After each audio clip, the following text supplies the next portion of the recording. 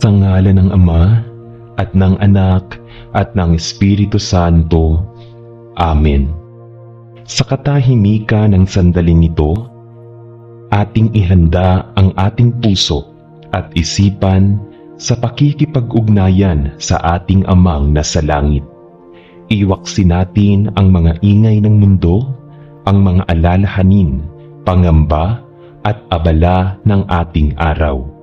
At tumahimik tayo sa presensya ng Diyos. Sa ating pagtitipon ngayon, tanggapin natin ang Kanyang paanyaya na lumapit ng may kababaang loob, pananampalataya at bukas na puso. Naway maramdaman natin ang Kanyang kapayapaan, ang init ng Kanyang pag-ibig at ang katiyakang Siya'y laging naririto upang makinig, umalalay at tumugon sa ating mga hinaing at pasasalamat. Sa panahong ito ng panalangin, hayaan nating ang bawat salita ay magbunga ng pag-asa, pagpapagaling at mas malalim na pagtitiwala sa Kanya. Aming mapagpalang Diyos, Ikaw na may-ari ng lahat ng bagay sa langit at sa lupa.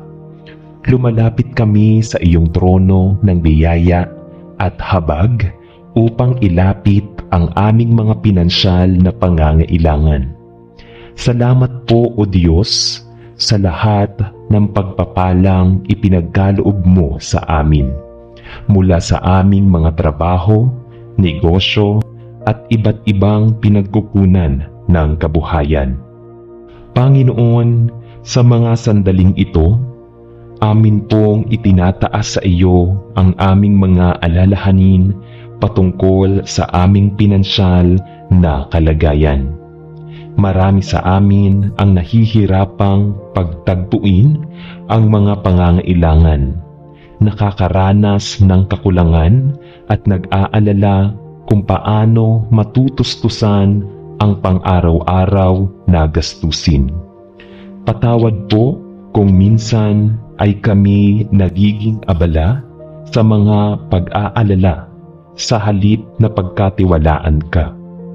Tulungan mo kaming matutong magtiwala sa iyo ng lubos, na ikaw ang aming dakilang tagapagbigay at hindi mo kami pababayaan. Ama, ipinagdarasal namin na ikaw ang magbukas ng mga pinto ng oportunidad para sa amin, mga trabaho, negosyo, at mga pagkakataong makapagbigay ng marangal na kabuhayan. Gabayan mo kami sa paggawa ng tamang desisyon sa paghawak ng aming mga pera. Bigyan mo kami ng karunungan upang matutunan naming unahin ang mga bagay na mahalaga at iwasan ang mga hindi kinakailangang gastusin. Turuan mo kaming maging matalino sa paglalaan ng aming mga yaman at maging mapagbigay sa kapwa, lalo na sa mga nangangailangan. Panginoon, amin ding itinataas sa iyo ang mga may utang at mga may pinapasan na mabibigat na pinansyal na responsibilidad. Hiling namin na bigyan mo sila ng kakayahan at karunungan upang mabayaran ang kanilang mga utang nang walang pagkakagalit sa iba. Palakasin mo ang kanilang loob at patatagin ang kanilang pananampalataya na sa kabila ng lahat ng pagsubok, ikaw ay may plano at layunin para sa kanilang buhay. O Diyos, itinataas din po namin ang mga pamilya na nasa krisis pinansyal. Dalangin namin na maging matatag ang kanilang samahan sa kabila ng kakulangan. Huwag mo sanang hayaan ang problema sa pera ay maging sanhi ng pagkahiwa-hiwalay at alitan sa pamilya. Sa halip, naway magsilbing pagkakataon ito upang lalo silang magkaisa, magtulungan at magtiwala sa ibang walang hanggang probisyon. Panginoon, itinataas din namin sa iyo ang mga negosyong nahaharap sa pagsubok. Marami ang nagsasara, maraming manggagawa ang nawawala ng trabaho. Hinihiling namin na pagpalain mo ang mga negosyong nagsusumikap na makabangon. Naway bigyan mo sila ng mga kliyente at customer na magtutuloy-tuloy ng kanilang operasyon. Bigyan mo rin ng karunungan at tamang pamamahala ang mga may-ari ng negosyo upang maging matuwid sa paghawak ng kanilang mga yaman. Ama, sa kabila ng aming mga kakulangan, naway manatili kaming mapagpasalamat. Tulugan mo kaming tumingin hindi lamang sa mga material na bagay, kundi sa iyong walang hanggang biyaya at pag-ibig na kailanman ay hindi mauubos. Salamat po sa mga pagpapalang hindi nasusukat sa pera, ang aming kalusugan, ang pagmamahal ng aming pamilya, at ang kaligtasan na iyong ibinigay sa amin sa pamamagitan ng iyong anak na si Jesus. Panginoon, patuloy po naming ipinagkakatiwala ang aming pinansyal na hinaharap sa iyo. Kung kami man ay nasa kasaganaan ngayon, naway hindi kami magmayabang o maging makasarili, kundi maging mapagbigay at mapagbahagi sa mga nangangailangan. At kung kami man ay dumaan sa kakulangan at kagipitan, naway huwag kaming mawalan ng pag-asa, sapagkat ikaw ang Diyos na kailanman ay hindi nagkukulang at hindi nagbabago. Kaya't sa mga sandaling ito, kami nagpapakumbaba at nagtitiwala na ikaw ang aming dakilang tagapagbigay, ang Diyos na mayamang pinagkukunan ng lahat ng bagay. Kami umaasa at nagtitiwala na ikaw ang magpupuno ng lahat ng mga pangangailangan ayon sa iyong mga kayamanan sa kaluwalhatian. Ito ang aming dalangin sa pangalan ni Jesus, ang aming tagapagligtas at hari. Amen. Aming makapangyarihang Diyos, lumalapit kami sa iyong harapan nang may kababaang loob, bitbit ang aming mga pangangailangang pinansyal. Nakikita mo ang aming kalagayan, ang mga araw na kami nag-aalala kung paano maitaguyod ang aming pamilya, kung paano mababayaran ang mga bayarin, at kung paano maisasaayos ang mga gastusin. Alam mo po ang bawat suliranin at pangangailangan namin bago pa man namin ito sambitin. Panginoon, ikaw ang aming dakilang tagapagbigay, at ikaw ang may hawak ng lahat ng yaman sa langit at lupa. Hinihiling po namin na sa kabila ng aming kakulangan at kagipitan, huwag kaming hayaang mawala ng pag-asa. Patuloy mo kaming gabayan na maging masipag, matyaga at matalino sa paggamit ng aming mga yaman. Turuan mo po kaming maging mapagpakumbaba at maging maingat sa aming paggastos, na hindi kami maging alipin ng pagkamal ng kayamanan, kundi maging mapagpasalamat sa lahat ng biyayang iyong ipinagkakaloob. Panginoon, sa mga sandaling ito, kami po'y humihingi ng iyong patnubay sa mga nagtatangka at nagsusumikap na makabangon mula sa pinansyal na krisis. Bigyan mo sila ng oportunidad na makapaghanap buhay ng marangal at makapagtaguyod ng kanilang pamilya. Kung kami man po ay naghahanap ng trabaho, naway gabayan mo kami patungo sa mga tamang oportunidad na hindi lamang magiging mapagkukunan ng kita, kundi magiging kasangkapan din sa pagpapalawak ng iyong kaharian. Ama, itinataas din po namin sa iyo ang mga negosyong nahaharap sa pagsubok. Marami ang nagkukulang ng puhunan, maraming manggagawa ang nawala ng trabaho. Hinihiling po namin na bigyan mo sila ng lakas ng loob na magpatuloy, ng karunungan na makapagpaayos ng kanilang mga plano, at ng pag-asa na hindi magtatagal ay makakabangon din sila mula sa kawalan. Panginoon, alam namin na ang pera ay isang kasangkapan lamang at hindi ito dapat maging ugat ng aming pag-aalala at pag-aalinlangan. Tulungan mo po kaming maibaling ang aming atensyon sa mga bagay na mas mahalaga, ang aming pananampalataya, ang aming pamilya, at ang aming relasyon sa iyo.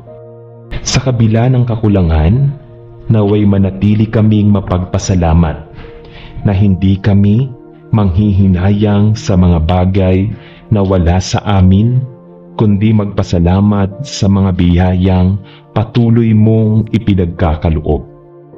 Ama, ipinagdarasal din namin ang mga pamilyang nahaharap sa mga bayarin na hindi nila mabayaran: renta, kuryente, tubig, edukasyon ng mga bata, at iba pang pangangailangan. Naway ipadala mo sa kanila ang iyong mga sugo upang magbigay ng tulong at suporta.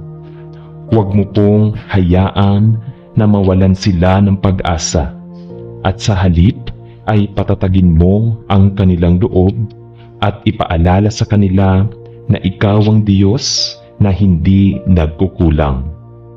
Panginoon, kung kami man po ay nasa kasaganahan ngayon, tulungan mo kaming maging mapagbigay at hindi makasarili.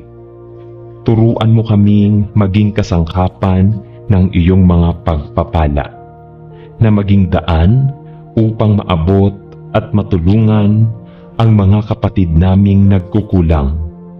Palalimin mo po ang aming pag-unawa na ang lahat ng yaman ay nagmumula sa iyo, at ang lahat ng biyaya ay may layuning magbigay ng kaluwalhatian sa iyo. Sa kabila ng lahat ng pagsubok, Ama, aming pinanghahawakan ang iyong pangako na hindi mo kami pababayaan, hindi mo kami iiwan, at sa bawat araw, bibigyan mo kami ng sapat na pangangailangan upang makaraos. Patuloy po kaming gawing mas matatag, mas mapagtiwala, at mas malapit sa iyo. At sa paglipas ng bawat araw, tulungan mo kaming hindi mabalisa sa mga bagay na temporal, kundi sa halip ay ituon ang aming pansin sa mga bagay na walang hanggan, ang iyong pag-ibig, ang iyong katarungan, at ang iyong walang hanggang biyaya. Ito ang aming taus-pusong panalangin sa pangalan ni Jesus na aming tagapagligtas at hari. Amen.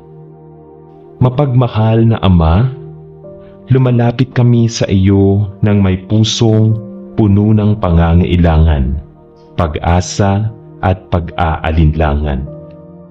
Nakikita mo po ang aming pinagdadaanan sa aspeto ng aming pinansyal na kalagayan. Ang mga utang na patong-patong, ang mga pangarap na tila na antala dahil sa kakapusan ng yaman, at ang mga pangangailangan na aming pilit na pinupunan kahit sa kabila ng kakulangan. O Diyos na mahabagin, Ikaw po ang Diyos na nagbibigay ng lahat ng bagay. Ikaw ang Diyos na nagpapalago ng bawat butil ng palay. na nag-aangat sa mga nangangailangan at nagbibigay ng pag-asa sa mga pusong nasusugatan ng mga pagsubok. Sa oras na ito, Ama, kami ay humihingi ng iyong tulong at gabay. Pagpalain mo po kami ng iyong karunungan na makagawa ng mga desisyon na makakatulong sa pagbangon mula sa aming pinansyal na kahirapan. Panginoon, alam mo po ang bigat ng aming dinadala. Nakikita mo ang mga pamilyang nangangamba kung paano maitatawid ang bawat araw ng walang sapat na panggastos. Nakikita mo ang mga magulang na patuloy na nagsusumikap upang maitaguyod ang kanilang mga anak sa kabila ng kawalan ng trabaho. Nakikita mo ang mga kabataang nawawala ng pag-asa dahil sa kakulangan ng oportunidad. Ama, maging kalakasan po namin kayo sa mga panahong tila nawawalan kami ng pag-asa. Panginoon, itinataas po namin sa iyo ang mga nagtatrabaho ng buong sikap at tiyaga, araw at gabi, upang makapagtustos sa kanilang mga pangangailangan at pangarap. Bigyan mo po sila ng tibay ng katawan, kalinawan ng isipan, at karunungan upang mapangalagaan ang kanilang kinikita. Huwag mo pong hayaang maglaho ang kanilang pag-asa kahit na tila paulit-ulit lamang ang kanilang ginagawa at hindi nila makita ang bunga ng kanilang pinaghihirapan. Ama, itinataas din po namin sa iyo ang mga negosyong nalulugmok at hindi na makabangon. Maraming pamilya ang umaasa sa kanilang kita, ngunit sa kabila ng lahat ng pagsisikap, tila wala pa ring pagbabago. O Diyos, buksan mo po ang mga pintuan ng mga oportunidad para sa kanila. Magpadala ka po ng mga tapat na kliyente, mga magagandang proyekto at mga bagong pagkakataon upang unti-unti nilang mabawi ang kanilang negosyo. Panginoon, alalahanin mo rin po ang mga walang trabaho, ang mga nawalan ng pinagkakakitaan, at ang mga patuloy na naghahanap ng pagkakataon na makapagsimulang muli.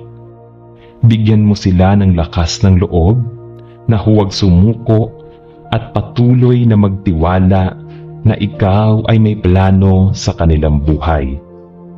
Turuan mo po silang maging mapagpasensya at matyaga, sapagkat sa iyong tamang panahon, darating din ang biyayang na sa kanila'y nakalaan. Ama, hinihiling din po namin na kami ay iyong bigyan karunungan upang maayos naming pamahalaan ang aming mga pinagkakakitaan. Turuan mo po kaming maging wais sa paggastos, maging responsable sa pag-iimpok, at maging mapagbigay sa kapwa. Ipaalala mo po sa amin na ang bawat perang hawak namin ay biyayang nagmumula sa iyo at dapat gamitin ng may pananagutan at kabutihan. O Diyos, sa mga panahon ng kakapusan, turuan mo po kaming maging mapagpasalamat sa kabila ng kawalan. Paalalahanan mo kami na sa bawat paghihirap may nakatagong aral at sa bawat pagsubok may nakalaang himala. Huwag mo pong hayaan na kami ay lamunin ng pangamba at takot sa hinaharap. Sa halip, patatagin mo po ang aming pananampalataya na sa kabila ng kawalan, ikaw ay patuloy na kumikilos. Panginoon, itinataas din po namin ang mga taong may kakayanan na tumulong sa kapwa ngunit natatakot na mawalan. Bigyan mo po sila ng pusong bukas palad at mapagbigay, sapagkat ang tunay na kayamanan ay hindi nasusukat sa dami ng perang hawak, kundi sa dami ng pusong naaabot at napagpapala. Ipaalala mo po sa amin ang iyong mga pangako na kung kami ay magbibigay ng buong puso, ikaw ay magbabalik ng higit pa sa aming buhay. Ama, sa gitna ng aming mga pinansyal na pagsubok, turuan mo po kaming maging masipag at masikap. Bigyan mo kami ng disiplina na huwag maging pabaya sa aming mga pinagkakakitaan. Palalimin mo po ang aming pananampalataya na sa bawat hakbang na aming ginagawa, ikaw ang aming sandigan at gabay. Sa oras na kami ay malulunod sa mga layunin at mga bayarin, mga utang at mga pangangailangan, tulungan mo po kaming maibalik ang aming kapayapaan at pagtitiwala sa iyo. Ipaalala mo po sa amin na ikaw ang Diyos na naglalaan ng lahat ng bagay, at sa iyong mga kamay walang imposible. O Diyos, sa mga panahon ng kasaganaan, turuan mo po kaming maging mapagbigay at mapagpasalamat. Huwag mo pong hayaan na kami ay maging sakim at makalimot sa iyong kabutihan. Paalalahanan mo po kami na lahat ng aming tinatamasa ay nagmumula sa iyo at dapat gamitin ng may kabutihan at paglingap sa kapwa. Panginoon, alam po namin na ang buhay sa mundong ito ay puno ng pagsubok at kawalan ng katiyakan. Ngunit sa iyong mga kamay, lahat ng bagay ay tiyak at may layunin. Tulungan mo po kaming magtiwala na sa kabila ng lahat, ikaw ay may magandang plano para sa aming pinansyal na kalagayan. Ama, salamat po sa iyong pag-ibig na walang hanggan. Salamat sa iyong mga pangakong hindi nagbabago. Salamat sa mga biyayang aming natatanggap sa kabila ng mga kakulangan. Salamat sa pag-asa na nagbibigay lakas sa aming puso tuwing kami nanlulumo at natatakot. Lahat ng ito ay aming itinataas sa iyo ng may buong pagtitiwala at pag-asa. Sa pangalan ni Jesus na aming tagapagligtas. Amen. O aming mapagmahal na Ama sa langit, lumalapit kami sa iyong trono ng biyaya ng may pusong punong-puno ng pag-asa at pangangailangan. Sa mga oras na ito, kami dinadala mo sa mga pagsubok na sinusukat ang aming pagtitiwala sa iyong pangangalaga at probisyon. Panginoon, nakikita mo ang aming pinansyal na kalagayan, ang bawat pagkakautang na hindi namin alam kung paano babayaran, ang bawat pangangailangan na patuloy naming pinupunan kahit sa kabila ng kakulangan, at ang bawat pangarap na tila hindi namin kayang maabot dahil sa kakapusan ng yaman. Aming Diyos, ikaw po ang pinagmumulan ng lahat ng bagay, ang tunay na may-ari ng lahat ng kayamanan sa kalangitan at kalupaan. Ikaw po ang nagbibigay buhay sa mga halaman sa parang, nagbubukas ng mga pintuan ng oportunidad at nagbibigay ng pag-asa sa mga pusong natutuyo sa kawalan. Sa oras na ito, hinihiling namin sa iyo na pagpalain mo ang aming mga kabuhayan, mga negosyo at mga pinagkakakitaan. Bigyan mo kami ng karunungan na pamahalaan ang aming salapi ng may responsibilidad at tamang pag-iingat. Panginoon, sa mga oras na tila hindi namin makita ang daan pasulong, bigyan mo po kami ng kapayapaan at katiyakan na ikaw ay may mas matatag na plano. Huwag mo pong hayaan na kami ay matakot sa kakulangan at kawalan, sapagkat ikaw ang aming pastol na nag-aalaga at nagtataguyod sa amin. Tulungan mo po kami na magtiwala na sa iyong panahon, ang mga binhi aming itinanim ay magbubunga ng kasaganaan at ang aming mga pagsusubikap ay hindi mawalan ng saysay. Ama, itinataas din namin sa iyo ang mga pamilyang nagugutom at hindi alam kung saan kukuha ng panggastos para sa kanilang pang-araw-araw na pangangailangan. Pagpalain mo po sila ng mga taong may pusong bukas palad, mga organisasyong handang tumulong at mga biyayang dumarating sa tamang oras. Huwag mo pong hayaan na sila ay mawala ng pag-asa, bagkus bigyan mo sila ng lakas upang patuloy na magsikap at magtiwala sa iyong probisyon. Panginoon, alalahanin mo rin po ang mga magulang na pilit pinagsasama ang kanilang kinikita upang maitawid ang pangangailangan ng kanilang mga anak. Nakikita mo po ang kanilang mga pagod na kamay, ang kanilang mga gabing walang tulog, at ang kanilang mga pusong puno ng pag-aalala. Ama, punan mo po ang kanilang mga pangangailangan at ipadama sa kanila na ikaw ang Diyos na nagbibigay ng higit pa sa inaasahan. Ama, sa gitna ng lahat ng ito, turuan mo rin kaming maging mapagpasalamat kung anuman ang biyayang aming natatanggap.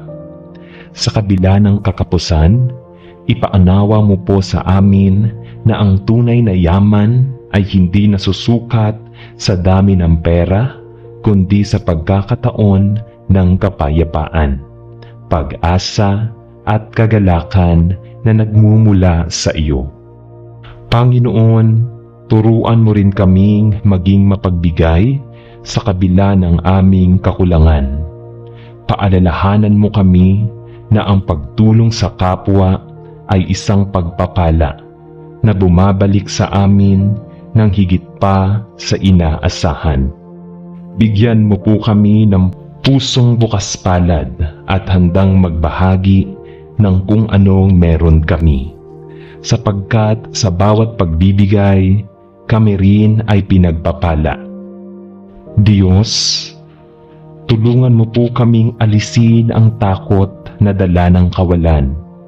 Alisin mo ang pag-aalala na hindi na kami makabangon mula sa aming pinansyal na pagkakalugmok. Bigyan mo kami ng tapang na humakbang ng may pagtitiwala na ikaw ang aming sandigan at hindi mo kami pababayaan. At Ama, sa kabila ng lahat ng ito, itinataas namin sa iyo ang aming mga puso. Huwag mo pong hayaan na kami ay lamunin ng pangamba at pagdududa. Sa halip, punuin mo kami ng kapayapaan at katiyakan na ikaw ang Diyos na nagpapala at nagmamahal sa amin ng walang kapantay. O Diyos, sa bawat sentimong aming kinikita, ituro mo po sa amin na magpasalamat.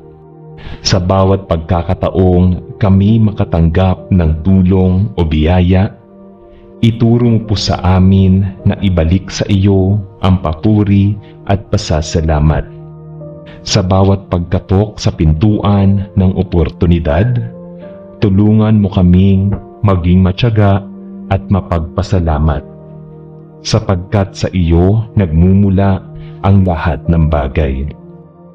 Panginoon, hindi man namin makita ang buong plano mo para sa aming pinansyal na sitwasyon, magtitiwala pa rin kami na ikaw ay patuloy na kumikilos para sa aming ikabubuti. Mangyari nawa ang iyong kalooban sa aming buhay. At kahit nasa kawalan, kami ay patuloy na magtitiwala sa iyo.